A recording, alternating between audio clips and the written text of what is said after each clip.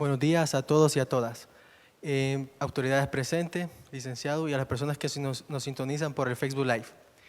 En esta mañana yo les hablaré acerca de la producción artesanal de hamacas dentro de la economía de mercado en el municipio de San Sebastián.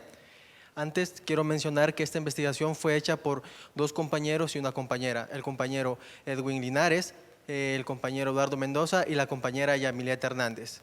Yo he sido escogido del expositor de este tema.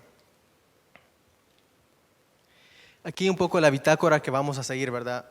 Primero vamos a explicar el objetivo general, hipótesis, la teoría económica del modelo dual, un poco del marco teórico, la historia de la producción artesanal, la caracterización del proceso de producción de hamaca y después determinar, ¿verdad?, si es un modelo marginal o subsistencia y las alternativas que hemos planteado como grupo. Como objetivo, caracterizar la producción artesanal de hamacas mediante el análisis de las teorías económicas para identificar el por qué se dice que es un modelo de subsistencia y marginalización, específicamente a los productores de San Sebastián, departamento de San Vicente, El Salvador. Como hipótesis tenemos, la producción artesanal de hamacas en San Sebastián, San Salvador está en riesgo por las condiciones de marginación en que se encuentra y por los bajos niveles de innovación que experimenta el proceso de producción debido a la existencia de la competencia y las condiciones de mercado que solo favorecen a la escala industrial, las cuales aplican avanzados procesos tecnológicos. Iniciaremos con el marco teórico. Es de mencionar que nuestro tema tiene una particularidad que se llama producción de hamacas dentro de una economía de mercado. En los cursos de economía ortodoxa nosotros hemos aprendido cómo funciona la economía de mercado, pero muchas veces nos muestran una realidad que no es tan cierta. Nos hablan de esa armonía, de que existe la competencia perfecta, de que los precios se determinan por el juego de la oferta y de la demanda, de que nadie puede incidir en los precios, y cuando vemos la realidad no es cierto. Por eso hemos tomado bien a tomar esta teoría de desarrollo económico que explica esta realidad de mejor manera, cómo funciona la economía del mercado dentro del sistema capitalista.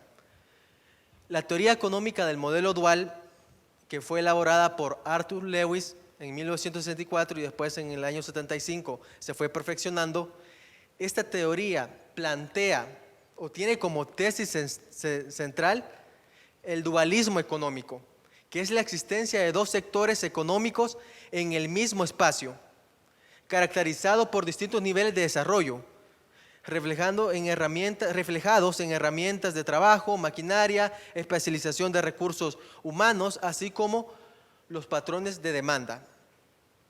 Esta teoría plantea que dentro de un sistema capitalista, y más en economías periféricas como las nuestras, hay dos sectores, un sector tradicional o atrasado y un sector avanzado. Nosotros hemos identificado que la producción artesanal se encuentra dentro de este sector tradicional. Aquí podemos ver un poco las características, ¿verdad? La agricultura, artesanía, intensivas en manos de obra, atraso técnico, condiciones de informalidad, constituidas por pequeñas empresas unipersonales o familiares. Y tenemos un sector avanzado que es representado más por un sector industrial, por un sector que es intensivo en capital, que tiene mano de obra calificada, que investiga, etc. Y para explicar también, ¿verdad?, porque no solamente nos basamos en un enfoque de desarrollo económico, sino que también, ¿verdad?, para explicar los procesos de innovación, hemos escogido la teoría del cambio tecnológico. Esta teoría, ¿verdad?, hecho por varios economistas, tenemos ahí a Schumpeter, Carlota Pérez, que también ha hablado de ondas tecnológicas, etc. Tenemos dos tipos de de innovaciones. Las innovaciones radicales, que estas innovaciones presentan, ¿verdad?, una creación o implementación de sistemas tecnológicos totalmente nuevos, ¿verdad? Por ejemplo, el pasar del teléfono con teclado a un teléfono táctil, eso consiste en una innovación radical. Y también tenemos las innovaciones secundarias o incrementales. Estas innovaciones suponen mejoras en cualquiera de los productos y procesos ya existentes. Eso las innovaciones secundarias, por darle un ejemplo, lo podemos ver en los últimos 3 iPhone que se ha sacado, ¿verdad? Que la diferencia no es tanta, pero solo tiene ciertas innovaciones secundarias.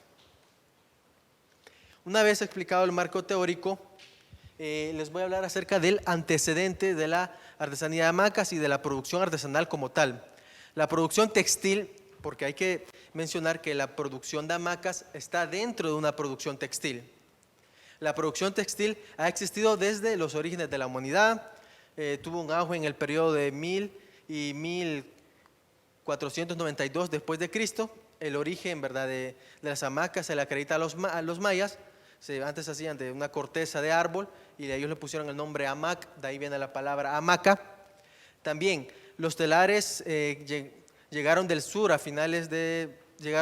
España a finales del siglo XVIII, los telares modernos que conocemos, ¿verdad?, los de palanca, siendo modificado en los años 30, el telar de mano, cintura, el telar de palanca. En 1952, con la ayuda de la Organización Internacional del Trabajo, se introdujo la maquinilla.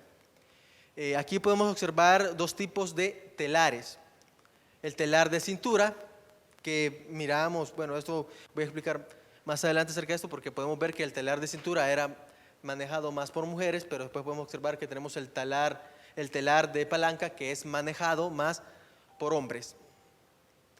Esto representa, aquí podemos observar un proceso de innovación radical en los telares. ¿Por qué? Porque podemos observar que del telar de cintura se pasa a un telar de palanca, pero de ahí pues ya no tenemos más innovaciones, sino que más innovaciones secundarias. En 1942 la producción artesana de San Sebastián tuvo su mayor apogeo. Esto tuvo que ver más con una política pública, ¿verdad?, hecha por el general Maximiliano Hernández Martínez, que ordenó que los accesorios de tipo textil utilizados por el ejército fueran elaborados en ese pueblo, ya que contaban con esas tecnologías de los telares. Bueno, aquí vamos a hablar un poco de los cambios de la tecnología productiva de la producción de hamacas. Inicialmente era utilizado el telar de mano, ya lo mirábamos en la diapositiva anterior. También con los españoles se introdujo el telar de palanca, y en el siglo XIX se le innovó agregándole la garrucha, y ya a inicios del siglo XX la estructura del telar se hizo compleja. Introdujo como innovación la pieza llamada maquinilla, ¿verdad? Estas son como, podemos observar como del telar de mano a un telar de palanca hay una innovación radical, pero después podemos observar que hay distintas innovaciones secundarias que han hecho más productiva la actividad artesanal de hamacas. El conocimiento artesanal es principalmente transmitido entre generaciones, eso son uno de los hallazgos de la investigación. A través de la cultura se comparten las experiencias y los conocimientos, y también algo que identificamos con la visita de campo fue que en San Sebastián existe una situación incierta sobre la sostenibilidad de esta técnica, porque los jóvenes buscan empleos en sectores industriales o más rentables y no quieren aprender el oficio de artesano de hamacas.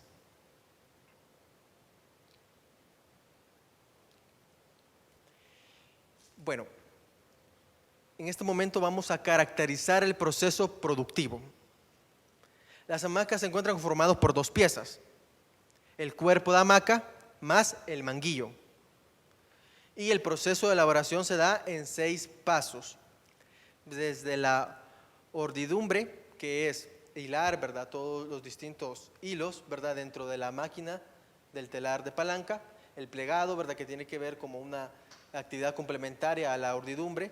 También el pegado raspado, y después el tejido, ¿verdad?, y después el mallado o cosido, ¿verdad?, para darle mayor fuerza a este pliegue, a este cuerpo de la hamaca. Algo muy interesante, del 1 al 5 del proceso de producción es el proceso similar que se utiliza para producir colchas, para producir mantas, para producir manteles, con la diferencia de que a veces se utilizan distintos telares de distintos tamaños, ¿verdad?, porque a veces hay hamacas de 3 varas y requieren telares un poco más grandes. La diferencia, ¿verdad?, de esta actividad de los telares es que para la producción de hamacas se da el proceso 6, que es el enmanguillado, que consiste en hacer el manguillo, ¿verdad?, de la hamaca. Y bueno, la materia prima, ¿verdad?, que se utiliza, hilo sintético o hilo de algodón, ¿verdad?, aquí depende del taller. porque hay talleres que sí utilizan algodón y hay talleres que ya compran hilo sintético. Fibra utilizada, algodón o sedalina. El tinte, ¿verdad?, con los hilados de algodón, sus colores son con pigmentos naturales, como el añil, entre otros. Cuando son hilados sintéticos, son colores igualmente sintéticos. Aquí explicando un poco el proceso de producción de hamaca. Bueno, la producción y la comercialización. Con esto tratamos de caracterizar esa cadena de valor que se da dentro de la producción de hamacas en San Sebastián, San Vicente. En el proceso de producción se encargan por lo general los artesanos. Y podemos observar, ¿verdad?, aquí algunos datos que identificamos con la visita de campo, de que el salario que ganan los artesanos dentro de los talleres es por hamaca producida. Por cada hamaca producida, ellos están ganando 1.80. Y hay que decir que en promedio, nos estaban comentando algunos artesanos que producen entre 7 o 8 hamacas. O sea que tenemos un saldo diario, un salario diario de 12.80.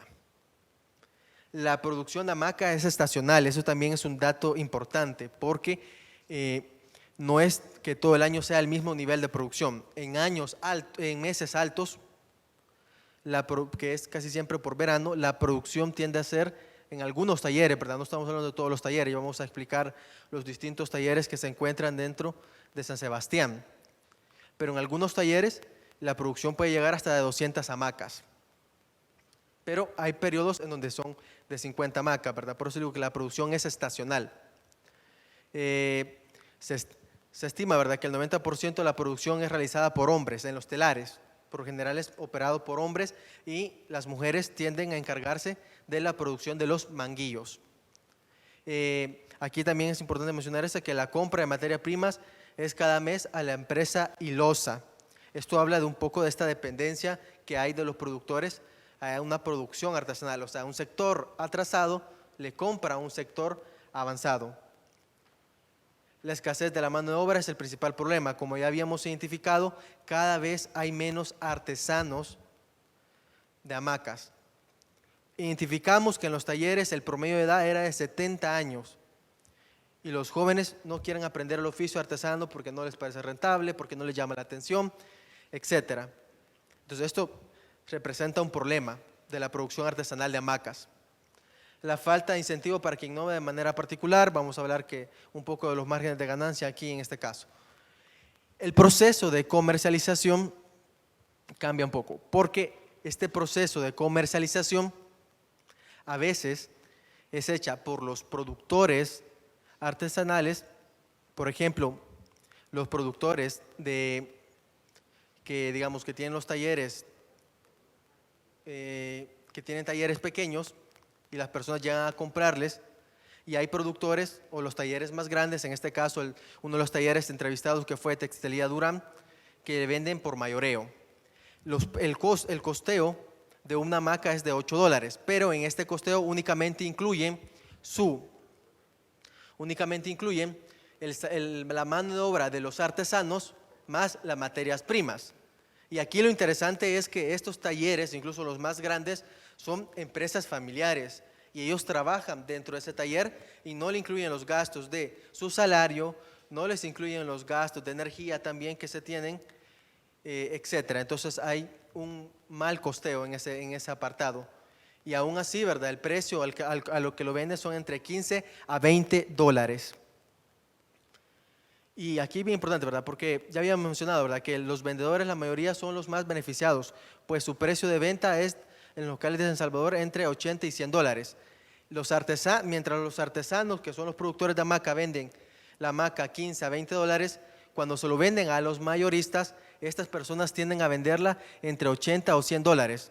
Y eso pues representa una disparidad de precios bastante altas. Y son estos mayoristas que incluso nos mencionaban los artesanos, que cuando ellos les dicen, miren, ha aumentado el precio de la materia prima, queremos vendérsela más caras, los intimidan, les dicen, bueno, si no me la vendes al mismo precio, le compro a otro, y al final vemos que esto al final representa un proceso de marginalización dentro de esta economía de mercado de los productores de hamaca. Y bueno, estábamos aquí un poco de estadísticas que logramos identificar que el 40% de todos los productores abastecen a estos mayoristas, que al final son los que mayores márgenes de ganancia obtienen del proceso de producción de hamacas.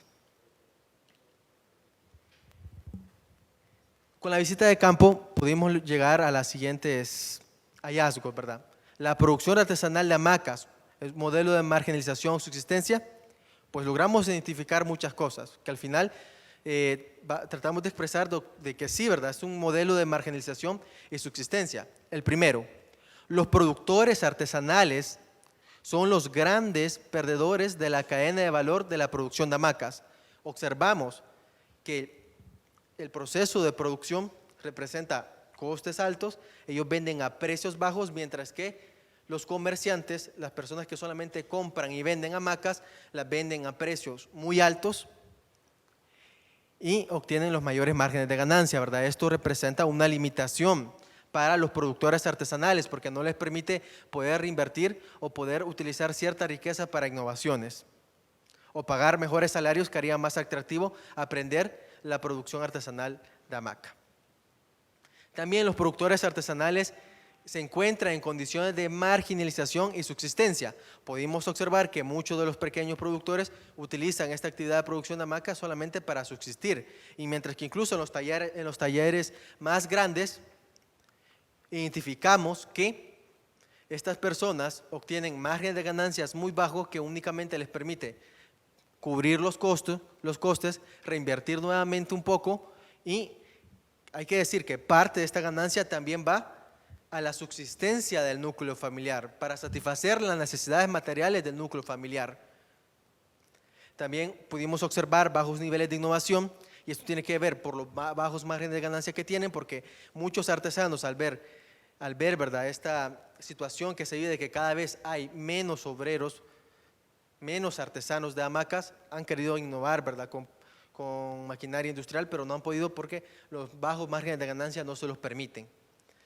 Y tenemos también que existe un riesgo potencial que la producción artesanal de hamaca desaparezca, ¿verdad? Uno por los bajos niveles de ganancia y el otro tiene que ver con que cada vez hay menos artesanos de hamacas.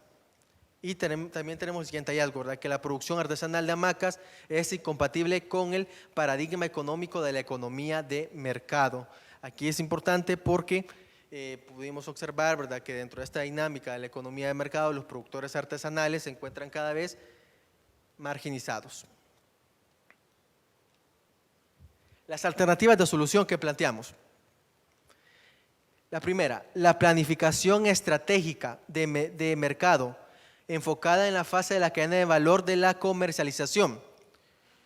Dentro de las entrevistas que hicimos, les dijimos, miren, si ustedes saben que están perdiendo dentro del proceso de la cadena de valor porque venden a precios muy bajos, ¿por qué no dan ese salto de comercializar ustedes estas hamacas en los grandes centros comerciales, en las plazas centros, etcétera, para obtener un mayor margen de ganancia? Y la respuesta era fácil. Bueno, tenemos miedo al fracaso, no sabemos cómo hacer una planificación estratégica acerca de si nuestro negocio puede tener éxito o no, entonces hay que darles este apoyo técnico. Ellos nos habían mencionado que hace 2 años habían intentado hacer esto con CONAMIPE, pero después el asesoramiento técnico se acabó y ya no pudieron llevar a cabo este proyecto. Entonces, si se les asesora técnicamente para llevar